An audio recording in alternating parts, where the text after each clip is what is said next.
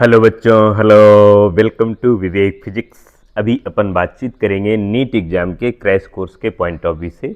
अभी आपका NEET exam है, उससे पहले फिजिक्स के इंपॉर्टेंट क्वेश्चन एक बार डिस्कस करना बहुत ज़रूरी है। ठीक है, तो यहाँ पर अपन chapter wise topic wise discuss करेंगे। आज अपना चैप्टर है एटम्स, एटॉमिक स्ट्रक्चर। इसमें पहले बेसिक कंसेप्ट कुछ सीखेंगे, इसके बाद अपना इसके PYQ क्वेश्चन पर बातचीत करेंगे। ठीक है, पहला इसका बेसिक कंसेप्ट है about the J Thomson experiment. First है जे थॉमसन।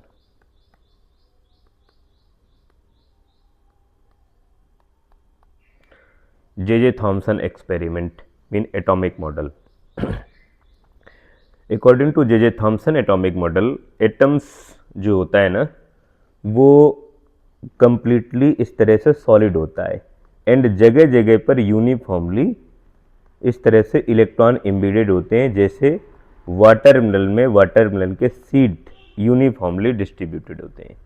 एंड यहाँ पर जो निगेटिव चार्ज आ रहा है, इस निगेटिव चार्ज को इलेक्ट्रॉन कहते हैं। ये जो निगेटिव चार्ज आ गया, इसे इलेक्ट्रॉन कहते हैं, इलेक्ट्रॉन। एंड इनका मास है, इलेक्ट्रॉन का मास 9.1 10 पावर माइनस का 31 kg। इलेक्ट्रॉन का चार्ज है -1.6 10 पावर माइनस 19 कूलाम। तो ये है इलेक्ट्रॉन की प्रॉपर्टी। एंड इलेक्ट्रॉन पूरे एटम्स में यूनिफॉर्मली डिस्ट्रीब्यूटेड होता है एज कंपेयर टू जैसे वाटरमेलन में वाटरमेलन के सीड डिस्ट्रीब्यूटेड होते हैं, एम्बेडेड होते हैं। एंड पूरे एटम्स में एटम्स का पूरा मास यूनिफॉर्मली डिस्ट्रीब्यूटेड होता है। कहीं भी कोई भी एटम्स होलो नहीं होता है, कोई भी न्यूक्लियस नहीं होता है, ऐसा कोई भी लॉजिक नहीं है according to J Thomson atomic model. ठीक है, तो ध्यान रखना है, यहाँ पर एक बेसिक लॉजिक है जो आपको समझना है। According to J Thomson experiment, total mass of the atoms is uniformly distributed of the whole atoms. ठीक है, टोटल मास यहाँ पर अपने को लिखना है, total mass of the atoms, ठीक है, इज यूनिफॉर्मली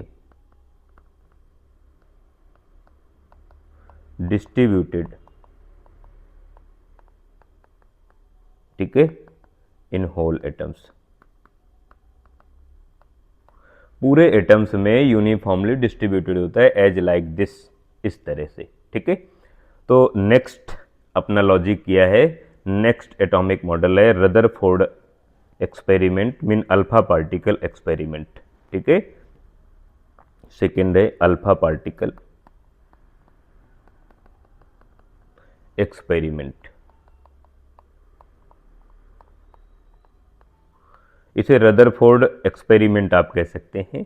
अब अल्फा पार्टिकल का जो एक्सपेरिमेंट है, ये जो लॉजिक है, ये कंसेप्ट है, इस कंसेप्ट को अगर अपन एक्सप्लेन करें तो ये कंसेप्ट कहता है कि अगर अपने पास ये एटम्स है, राइट, एज लाइक दिस, ये एटम्स है एंड यहाँ पर ये एक छोटे से पार्ट में न्यूक्लियस है एंड न्यूक्लियस में प्रोटॉन न्यूट्रॉन है, इस तरह से। ये प्रोटॉन न्यूट्रॉन है, ये न्यूक्लियस आ गया। एंड जब इसमें अल्फा पार्टिकल को इंसिडेंट कराया जाता है, ये अल्फा पार्टिकल यहाँ से जब इंसिडेंट होंगे तो मोस्टली अल्फा पार्टिकल बिना डिफ्लेक्शन के सीधे निकल जाएंगे, इस तरह से। ये अल्फा पार्टिकल सीधे निकल गए, ठीक है। लेकिन कुछ ऐसे अल्फा पार्टिकल होंगे जो हल्का सा बेंड हुए, ऐसे, जो हल्का सा एक किसी भी स्मॉल एंगल पर बेंड हो गए। एंड कुछ ऐसे अल्फा पार्टिकल होंगे जो ज़्यादा लार्ज एंगल से बेंड हुए एंड कुछ ऐसे अल्फा पार्टिकल होंगे जो अपने पास से वापस आ गए।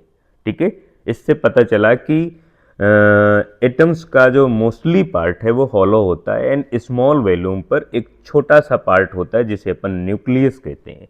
ठीक है, एंड न्यूक्लियस में प्रोटॉन एंड न्यूट्रॉन होता है। इसमें दो तीन लॉजिक निकल कर आते हैं इस एटॉमिक स्ट्रक्चर से। एक तो हमें कैलकुलेट करना होता है इम्पैक्ट पैरामीटर, इसमें अपने को कैलकुलेट करना है इम्पैक्ट पैरामीटर। पहला लॉजिक है अपना इम्पैक्ट।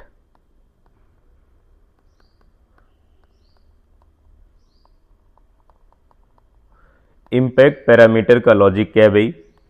बाय द वे ये अपने पास एटम्स हो गया, ठीक है।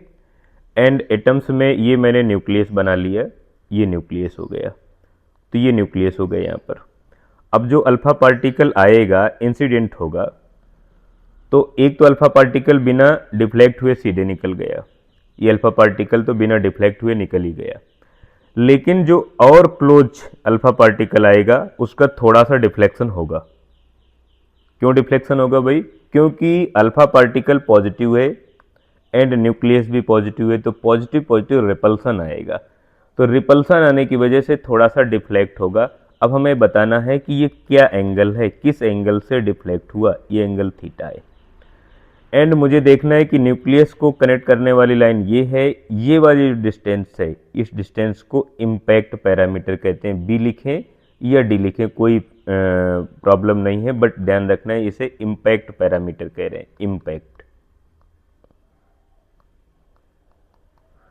Impact parameter.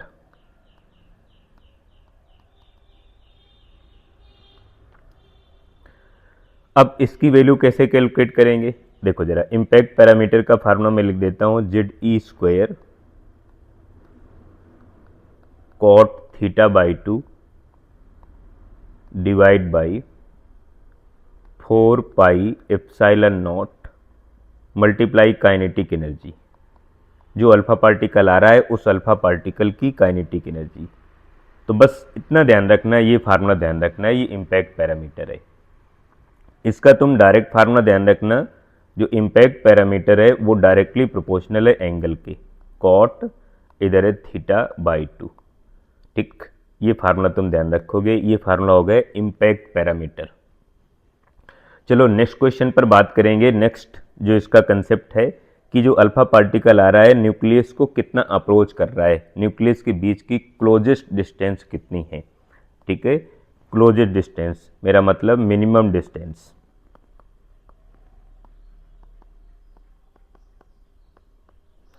मिनिमम डिस्टेंस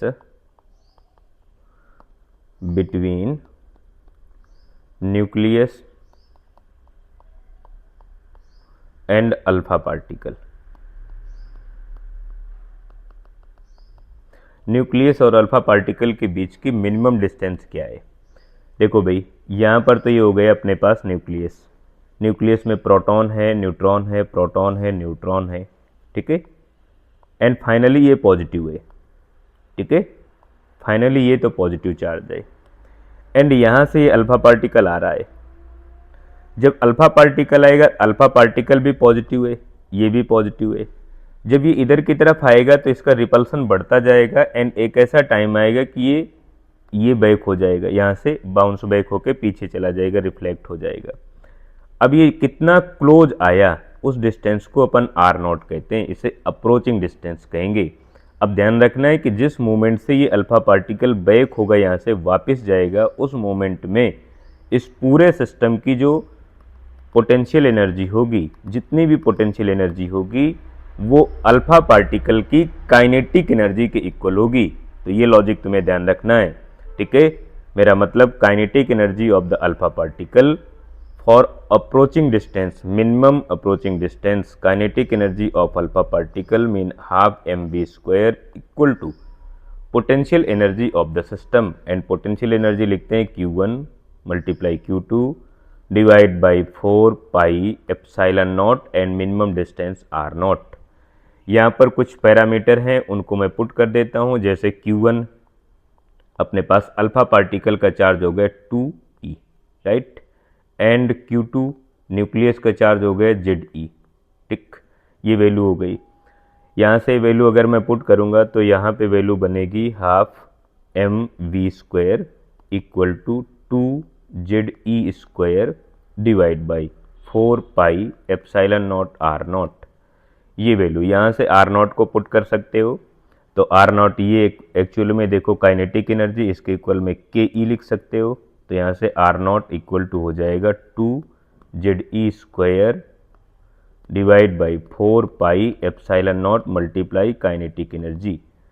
तो ये है minimum approaching distance of the alpha particle जब अल्फा पार्टिकल न्यूक्लियस के क्लोज आएगा, तो ये ध्यान रखना है। थर्ड लॉजिक पर अभी अपन बात करेंगे। सेकेंड लॉजिक है अप्रोचिंग डिस्टेंस, ठीक है। एंड ये फार्मूला ध्यान रखना है, इस फार्मूले का यूज करना है। इससे रिलेटेड जो अपने पास क्वेश्चन आते हैं नीट एग्जाम में, पीवाईक्यू में, वो क्या है देखो जरा।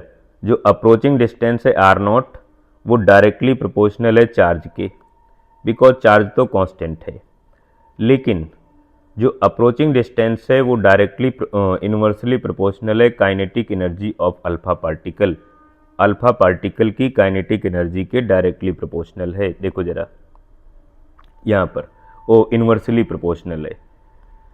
एंड अगर काइनेटिक एनर्जी के इक्वल में तुम लिखते हो के इक्वल टू हाफ mv² लिखोगे, तो जो अप्रोचिंग डिस्टेंस होगी वो इस तरह से फार्मूला बनाएगी 1/2 mv²।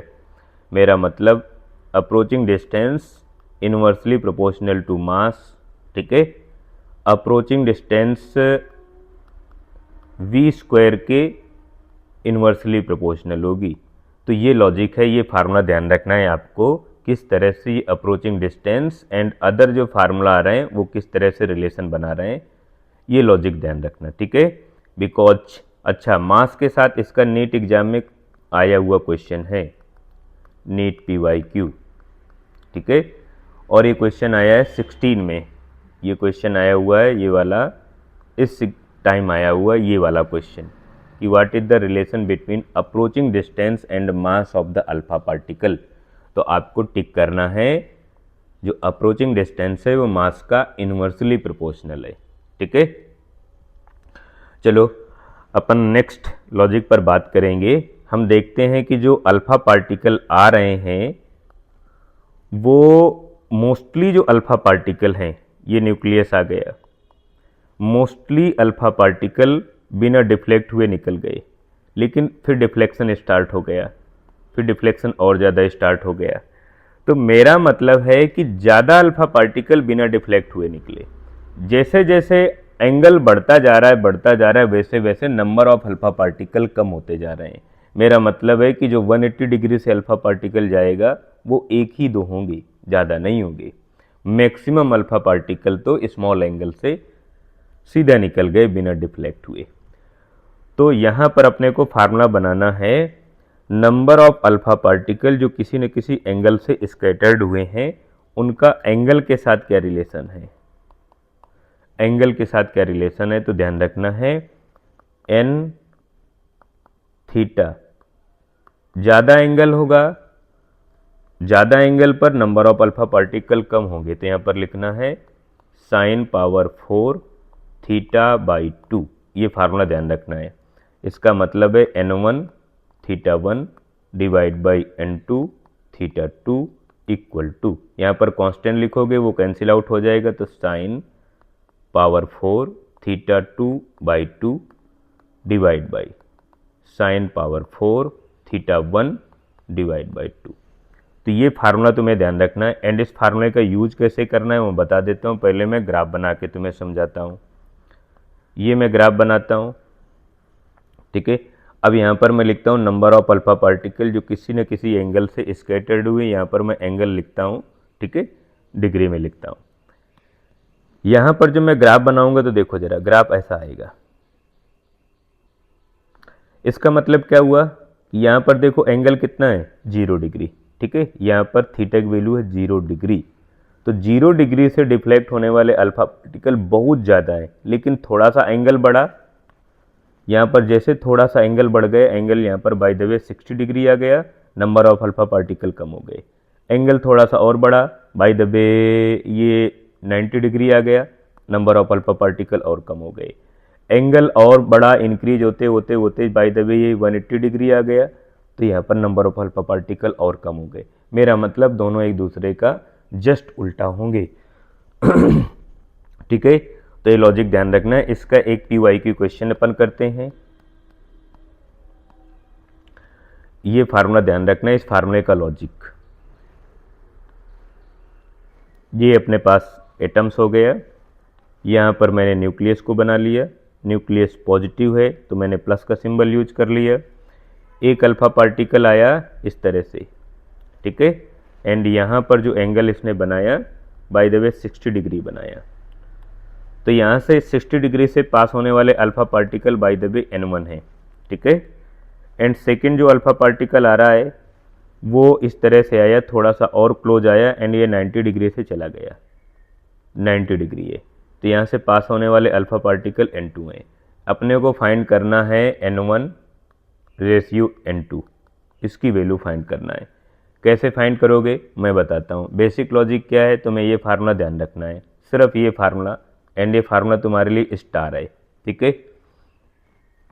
ऐसा क्वेश्चन नीट एग्जाम में आता है और आने के लिए उसे तुम्हें सॉल्व करना पड़ेगा, ठीक है। बहुत कोई डिफिकल्टीज नहीं है, लेकिन हाँ उसको सॉल्व तो करना ही पड़ेगा।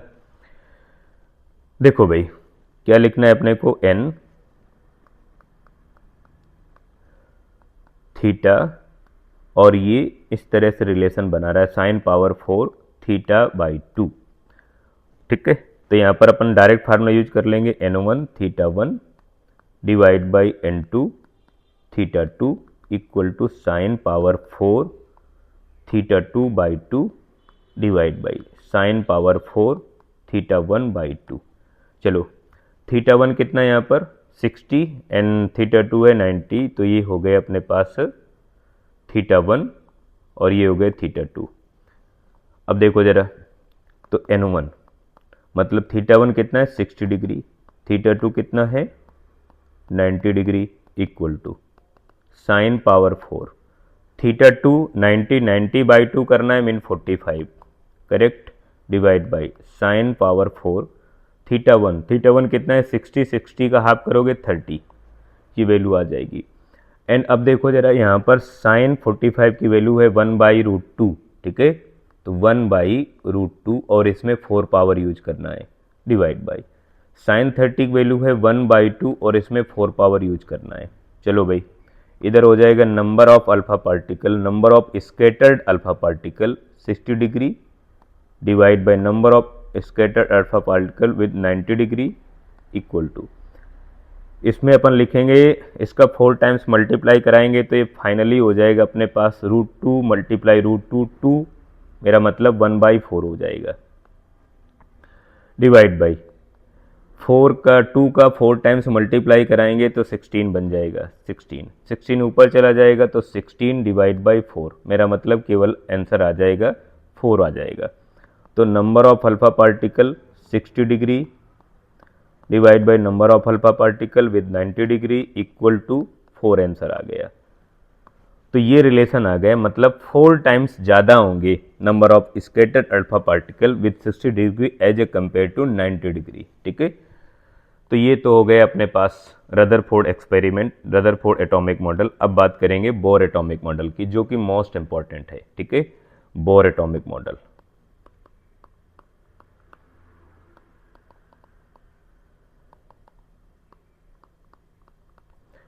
बोर एटॉमिक मॉडल क्या कहता है, इसके कुछ बेसिक कंसेप्ट है। बोर एटॉमिक मॉडल केवल उस एटम्स के लिए वैलिड है जिसमें सिंगल इलेक्ट्रॉन होता है, ठीक है। It is valid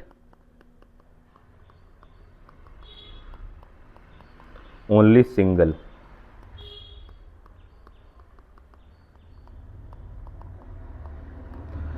single electron atoms, ठीक है।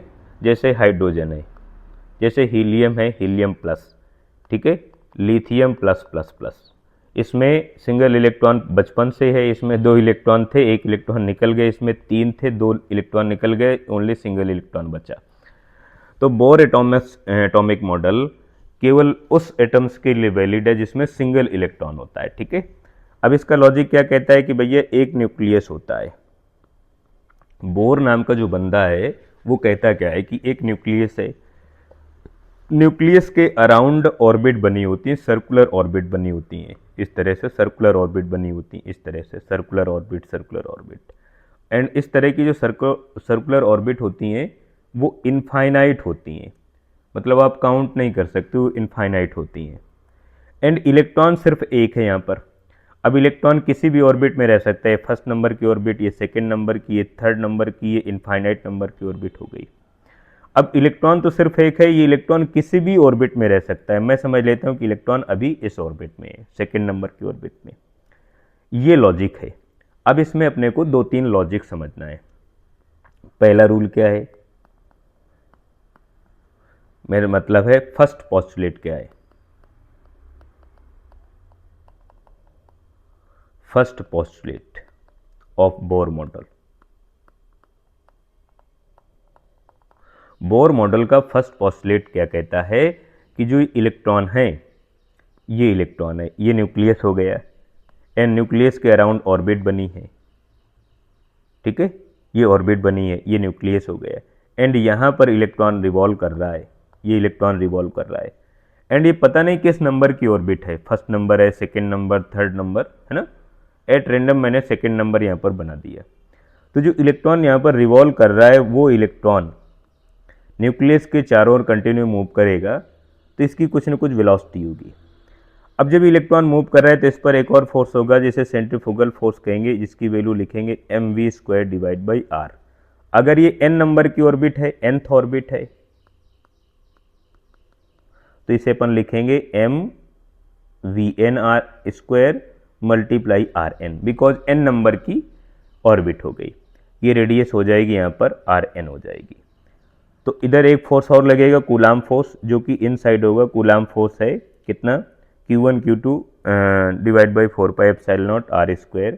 तो मेरा मतलब हो जाएगा Q1 Q2 divide by 4 pi epsilon not rn²। And ये दोनों इक्वल होंगे, mean centrifugal force and centrifugal force and Coulomb force दोनों इक्वल होंगे। तो यहाँ पर मैं लिख सकता हूँ mvn² divide by rn equal to Q1 multiply Q2 divide by 4 pi epsilon not rn²। यहाँ से एक rn से एक rn कैंसिल आउट हो जाएगा एंड यहाँ पर अपन वैल्यू पुट कर सकते हैं, जैसे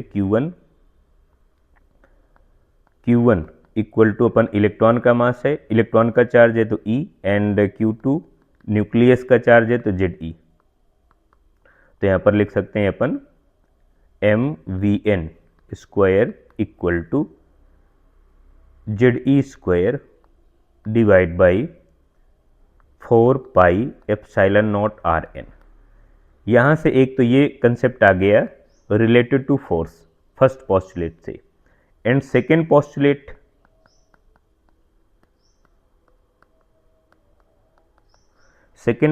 क्या कहता है, सेकेंड पोस्टुलेट ये कहता है कि जब इलेक्ट्रॉन न्यूक्लियस के चारों ओर मूव कर रहा है, रिवॉल्व कर रहा है, ये न्यूक्लियस है और न्यूक्लियस के अराउंड ये मूव कर रहा है, ये ऑर्बिट बनी है एंड इस ऑर्बिट में कंटिन्यू रिवॉल्व कर रहा है, तो ये इलेक्ट्रॉन केवल उसी ऑर्बिट में रिवॉल्व करेगा जिसमें इलेक्ट्रॉन का एंगुलर मोमेंटम nh/2π के इक्वल है। बाय द वे एक ये ऑर्बिट और है इस तरह से, ठीक है, एक ऑर्बिट और इस तरह से बनी है, इस तरह से, ठीक है।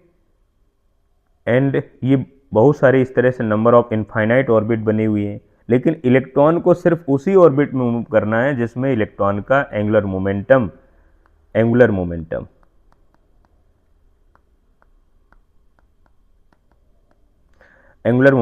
L की वैल्यू nh डिवाइड बाई 2π के इक्वल होगी। एंड एंगुलर मोमेंटम की वैल्यू लिखते हैं mvr equal to nh divide by 2π, ठीक है। तो ये फार्मूला ध्यान रखना, ये लॉजिक ध्यान रखना। एंड अगर इसे अपन लिखेंगे तो ये n ऑर्बिट के लिए फॉर nth ऑर्बिट के लिए लिख देंगे mvn/rn equal to nh divide by 2π। तो ये फार्मूला ध्यान रखना है, इससे ही रिलेटेड फार्मूला है। यहाँ से अपन रेडियस कैलकुलेट कर सकते हैं, तो रेडियस जो होगी ना n नंबर की, वो डायरेक्टली प्रोपोर्शनल होगा n² के, ठीक है। And rn equal to r0 multiply n², ये ध्यान रखना है। एंड r0 क्या है, r0 है रेडियस ऑफ हाइड्रोजन एटम्स,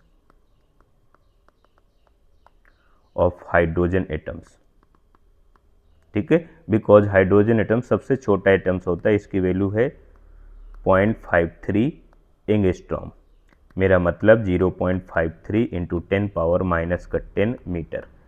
ये हाइड्रोजन एटम की रेडियस हो गई, ये रिलेशन होता है। बाय द वे आपको थर्ड नंबर की रेडियस कैलकुलेट करना है, आपको फोर्थ नंबर की रेडियस कैलकुलेट करना है, तो तो आपको ध्यान रखना है, ये रिलेशन फार्मूला ध्यान रखना है, ठीक है। हाइड्रोजन एटम्स इस तरह का है, इसका ये न्यूक्लियस है प्लस, तो ये वाली रेडियस हो गई, ये रेडियस हो गई R0, ये हाइड्रोजन एटम्स है, ठीक है। चलो नेक्स्ट लॉजिक पर बात करते हैं, थर्ड पोस्टुलेट।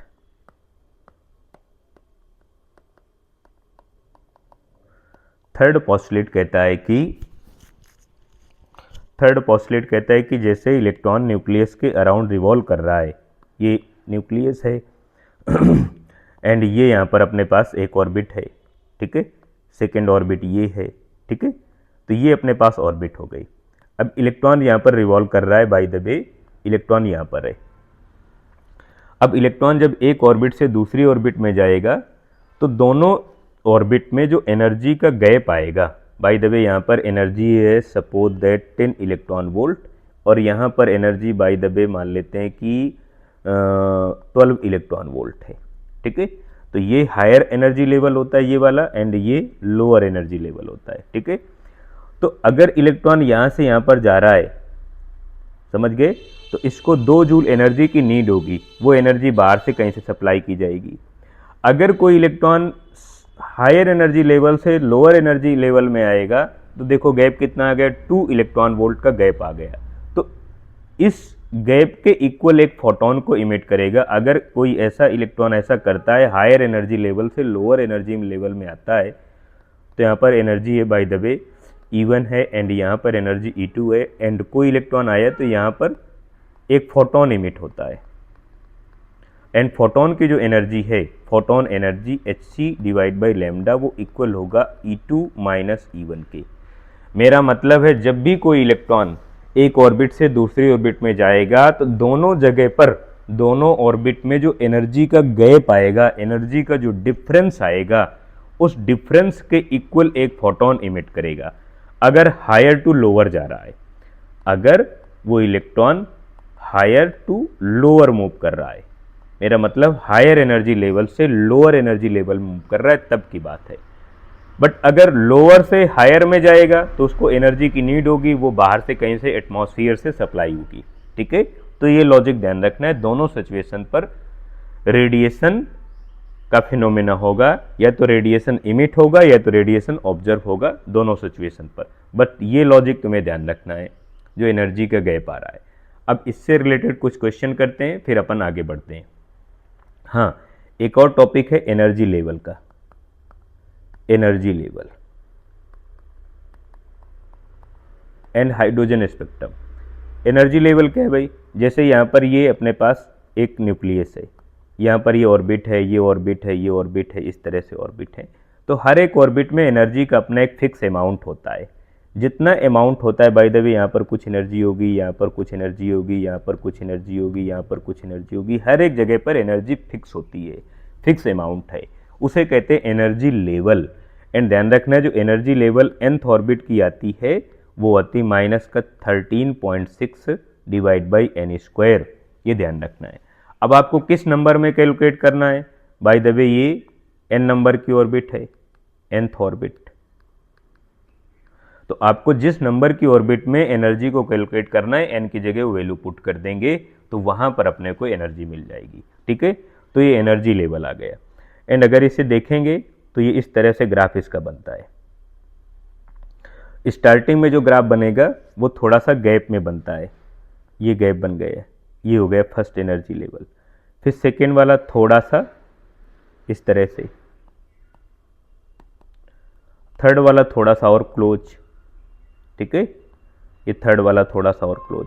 फिर जैसे जैसे जाते रहते हैं तो ये एनर्जी ये एक दूसरे को ओवरलैप करना स्टार्ट कर देते हैं, ठीक है।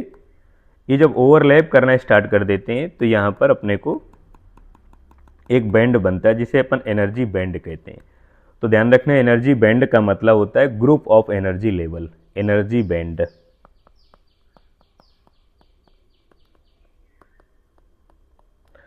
मतलब है ग्रुप ऑफ एनर्जी लेवल, ठीक है। चलो अब अपन इसके कुछ क्वेश्चन पर बात करेंगे, PYQ क्वेश्चन पर जो इससे रिलेटेड है, ठीक है। बढ़िया क्वेश्चन। ध्यान रखना है बाय द वे अपने पास एक PYQ क्वेश्चन इस टाइप का आ गया जिसमें से अपन स्पेक्ट्रम से रिलेटेड बात कर रहे हैं, hydrogen spectrum, hydrogen spectrum. Hydrogen spectrum में बाय द वे एक ये लाइन आ गई, एक ये लाइन आ गई, एक ये लाइन आ गई, ठीक है। ये फर्स्ट नंबर है, सेकंड नंबर है, थर्ड नंबर है। एक इलेक्ट्रॉन्स फर्स्ट से थर्ड में गया, एक आया सेकंड से थर्ड में आया। इसकी वेवलेंथ है λ1, इसकी वेवलेंथ है λ2, समझ गए, ठीक। और एक इलेक्ट्रॉन इस तरह से आ रहा है, इसकी वेवलेंथ है λ3। अपने को λ1, λ2, λ3 की वैल्यू बताना है। कैसे बताएंगे, देखो जरा, तुम्हें इस बात को समझना है कि ये एनर्जी लेवल फर्स्ट है, ये लास्ट है, तो दोनों जगह का जो एनर्जी का गैप आएगा, जैसे फर्स्ट पर एनर्जी कितनी होगी, E1 equal to hc divide by λ1, और E2 पर कितनी होगी, ठीक है, hc डिवाइड बाई λ2, ठीक है। बट ये तुम्हें ध्यान रखना है कि जो एनर्जी गैप आएगा, जैसे E1 कैसे कैलकुलेट करोगे, E1 का लॉजिक क्या है, -13.6 डिवाइड बाई n स्क्वायर, यहाँ पर n की जगह 1 पुट करो, समझ गए। तो E1 की वैल्यू मिल गई अपने को -13.6 इलेक्ट्रॉन वोल्ट मिल गई। इसी तरह से E2 की वैल्यू कैसे कैलकुलेट करोगे, -13.6 divide by n square mean 2 square mean 4 electron volt. And इसी तरह से सिमिलर E3 की वैल्यू कैलकुलेट करोगे, -13.6 डिवाइड बाई 3 स्क्वायर मीन 9, ठीक है, इलेक्ट्रॉन वोल्ट। अब तुमको जैसे λ1 कैलकुलेट करना है, तो ध्यान रखना hc divide by λ1 equal to, energy का गैप कितना आ रहा है, इलेक्ट्रॉन कोई फर्स्ट से थर्ड में आया, फर्स्ट से थर्ड की जंपिंग में 3 minus first mean 3 minus first, ये लॉजिक है, ये कंसेप्ट है। आपको ये कैलकुलेट करना है, λ2 मतलब सेकेंड से थर्ड में जंपिंग हो रही है, ठीक है, तो hc divide by λ2 equal to, कहाँ से कहाँ जंपिंग हो रही है, सेकेंड से थर्ड में, ठीक है, तो E3 माइनस E2। तो इस तरह से आप इस टाइप के क्वेश्चन को सॉल्व करोगे, ये इजीली है, बट ये मोस्ट इंपॉर्टेंट क्वेश्चन है about the NEET exam, NEET exam, ठीक है। चलो नेक्स्ट टाइप के क्वेश्चन पर बात करते हैं। नेक्स्ट टाइप का क्वेश्चन है PYQ क्वेश्चन है, एंड ये थोड़ा सा डेंजरस है, उसको मैं सॉल्व करके बताता हूँ। क्वेश्चन नंबर कह रहा है कि 25 क्वेश्चन, 25 में आया हुआ था क्वेश्चन, ये वाला 25 में, नीट 25 में, ठीक है, जानलेवा क्वेश्चन है। क्या है मैं समझा रहा हूँ।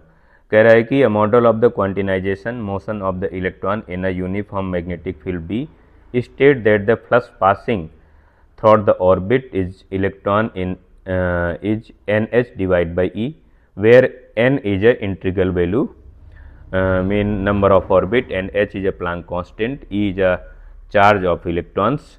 According to the model, the magnetic moment of the electron in its lowest energy level, lowest energy state, m is a mass of electrons. Question क्या कह रहा है भैया, क्वेश्चन ये कह रहा है कि ये अपने पास एक ऑर्बिट आ गई, ठीक है, यहाँ पर है एक न्यूक्लियस, तो न्यूक्लियस हो गया प्लस का। इसके बाद इलेक्ट्रॉन यहाँ पर रिवॉल्व कर रहा है, रिवॉल्व करने दो।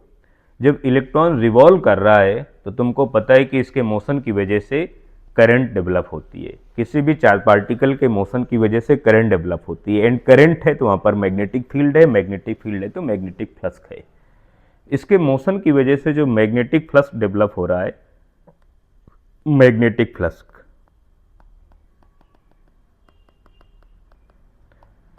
Due to motion of electron,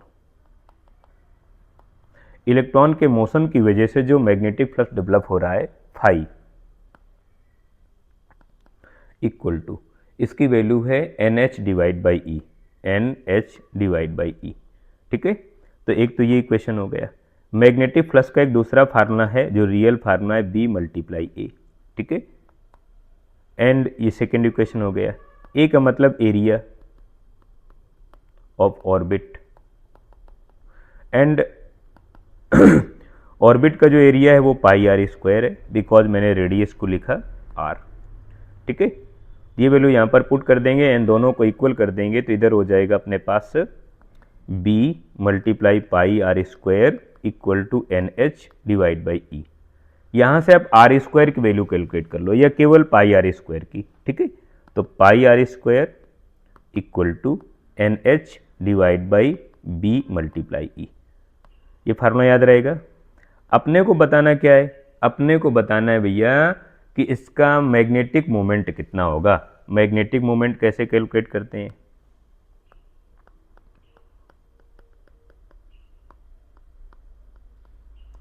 magnetic moment को म्यू से प्रेजेंट कर लो या एम से प्रेजेंट कर लो, इसका मतलब होता है करंट मल्टीप्लाई एरिया। ठीक है, ये फार्मूला ध्यान रखना। एंड इसकी वजह से जो करंट फ्लो है उस करंट को कैसे लिखेंगे, करंट आई इक्वल टू लिखते हैं क्यू डिवाइड बाई टी। ठीक है, तो क्यू मतलब इलेक्ट्रॉन का चार्ज एंड टाइम पीरियड हो गया। टाइम पीरियड की वैल्यू अगर रिप्लेस करना चाहते हैं तो कर सकते हैं, अदरवाइज ऐसे लिख दें। टाइम पीरियड का मतलब हो गया यहाँ से अपने को टाइम इक्वल टू कितना होता है, distance 2 pi R divide by कितना हो जाएगा, स्पीड v। या इसकी जगह अपन फ्रीक्वेंसी लिख सकते हैं या इसकी जगह अपन लिख दें e मल्टीप्लाई एफ, आप ऐसे लिख सकते हैं। तो यहाँ पर लिख सकते हैं E F multiply A. Magnetic moment mu equal to E F multiply A की जगह pi R square. Pi R square की वैल्यू अपने को पता है N H divide by E B, तो इधर हो जाएगा mu equal to E F, इधर हो जाएगा N H divide by E multiply B. अब देखो ई से ही कैंसिल आउट हो जाएगा, तो मैग्नेटिक मोमेंट इक्वल टू हो जाएगा N H F mean frequency divide by B. ये मैग्नेटिक मोमेंट का फार्मूला आ जाएगा। ये लॉजिक है। इस तरह से अगर कोई भी इलेक्ट्रॉन न्यूक्लियस के अराउंड रिवॉल्व कर रहा है तो उसका मैग्नेटिक मोमेंट ये होगा। ठीक है, ये लॉजिक ध्यान रखना। मैग्नेटिक मोमेंट की यूनिट होती है एम्पियर मीटर स्क्वायर। ठीक है, एम्पियर मल्टीप्लाई मीटर स्क्वायर।